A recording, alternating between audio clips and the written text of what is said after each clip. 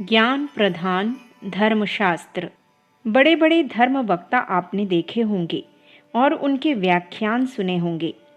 सोचना चाहिए कि उनके शब्दों का अनुकरण उनका हृदय कहाँ तक करता है। वे अपने अंतःकरण के भावों को यदि स्पष्टतया प्रकट करने लगें तो आप निश्चय समझिए कि उनमें से अधिकांश लोगों को नास्तिक कहना पड़ेगा। वे अपनी बुद्धि को चाहे जितनी भक्तिन बनावें, वह उनसे यही कहेगी कि किसी पुस्तक में लिखा है या किसी महापुरुष ने कहा है, इसलिए मैं उस पर बिना विचार किए विश्वास क्यों करूं? दूसरे भले ही अंधश्रद्धा के अधीन हो जाएं, मैं कभी फंसने वाली नहीं। इधर जाते हैं तो खाई और उधर जाते हैं तो अथाह समुद्र है। यदि धर्मोपदेशक या धर्म ग्रंथों का कहना मानो तो विवेचक बुद्धि बाधा डालती है और ना मानो तो लोग उपहास करते हैं।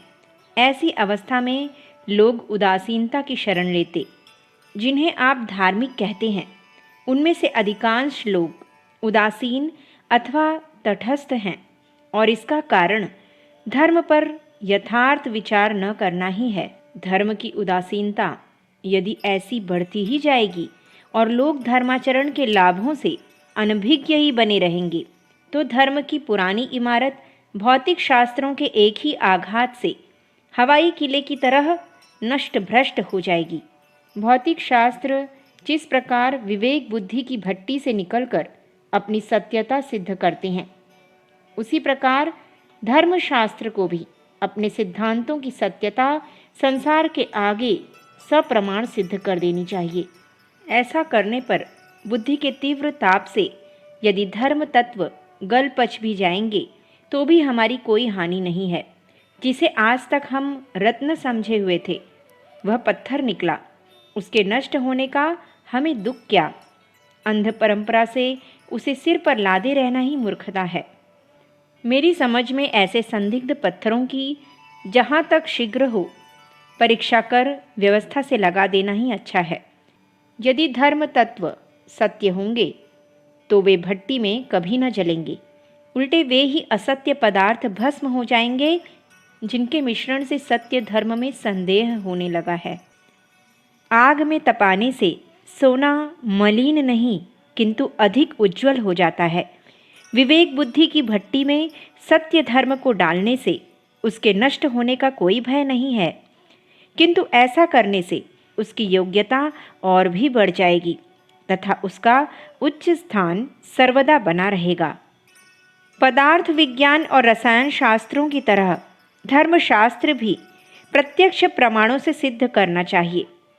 यदि कर्मेंद्रियों की अपेक्षा ज्ञानेंद्रियों की योग्यता अधिक है तो जड़ भौतिक शास्त्रों पर ज्ञान प्रधान धर्मशास्त्र का विजय क्यों करना होगी? भौतिक शास्त्रों की सिद्धि तो इंद्रियों के भरोसे है और धर्मशास्त्रों की सिद्धि अंतरात्मा से संबंध रखती है। फिर क्या हमारा कर्तव्य नहीं है कि हम इसी आवश्यक और प्रधान शास्त्र की सिद्धि का पहले यत्न करें? जो यह कहते हैं कि विवेक बुद्धि की तराजू पर तोलना मूर्खता है, वे निश्चय अदूरदर्शी हैं। मान लीजिए एक ईसाई किसी मुसलमान से इस प्रकार झगड़ रहा है, मेरा धर्म प्रत्यक्ष ईश्वर ने ईसा से कहा है। मुसलमान कहता है मेरा भी धर्म ईश्वर प्रणीत है। इस पर ईसाई जोर देकर बोला, तेरी धर्म पुस्तक में बहुत सी झूठी बात लिखी है। तेरा धर्म कहता है कि हर एक मनुष्य को सीधे से नहीं तो ज़बरदस्ती मुसलमान बनाओ। यदि ऐसा करने में किसी की हत्या भी करनी पड़े तो पाप नहीं है। मुहम्मद के धर्म प्रचारक को स्वर्ग मिलेगा। मुसलमान ने कहा, मेरा धर्म जो लिखा है सो सब ठीक है। ईसाई ने उत्तर दिया, ऐसी बातें मेरी धर्म पुस्तक में नहीं लिखी हैं, इससे वे झूठी नहीं हैं। मुसलमान झल्लाकर बोला, तेरी पुस्तक से मुझे क्या प्रयोजन है? काफिरों को मार डालने की आज्ञा को झूठ करने का तुझे क्या अधिकार है? तेरा कथन है कि ईसा का लिखा सब सच है। मैं कहता हूँ मोहम्मद जो कुछ कह गए हैं वही ठीक है। इस प्रकार के प्रश्नोत्तरों से दोनों को लाभ नहीं पहुँचता। एक दूसरे को धर्म पुस्तक को बुरी दृष्टि से देखते हैं। इससे वे निर्णय नहीं कर सकते कि किस पुस्तक के नीतित्व श्रेष्ठ हैं। यदि विवेचक बुद्धि को दोनों कामों में लावें तो सत्य वस्तु का निर्णय करना कठिन न होगा।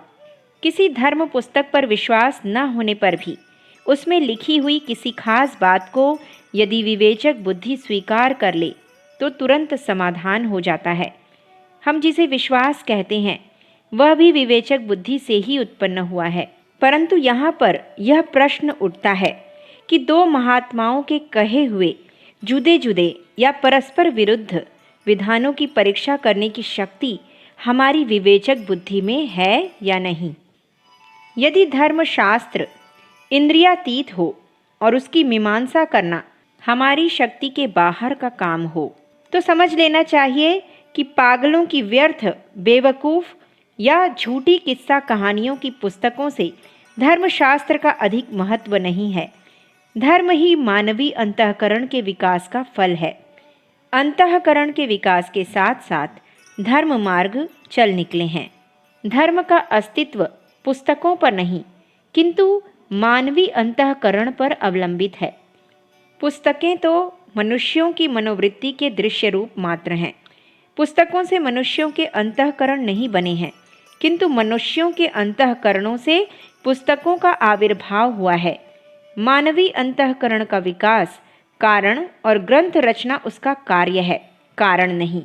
विवेचक बुद्धि की कसौटी पर रखकर यदि हम किसी कार्य को करेंगे तो उसमें धोखा नहीं उठाना पड़ेगा। धर्म को भी उस कसौटी पर परख लें तो उसमें हमारी हानि ही क्या है। अखंड ज्योति, सितंबर सन 1952, पृष्ठ संख्या 6-7। हमारे YouTube चैनल विचार क्रांति दूत अखंड ज्योति पत्रिका को सब्सक्राइब करें एवं अगली वीडियोस प्राप्त करने के लिए बेल आइकन दबाएं। धन्यवाद।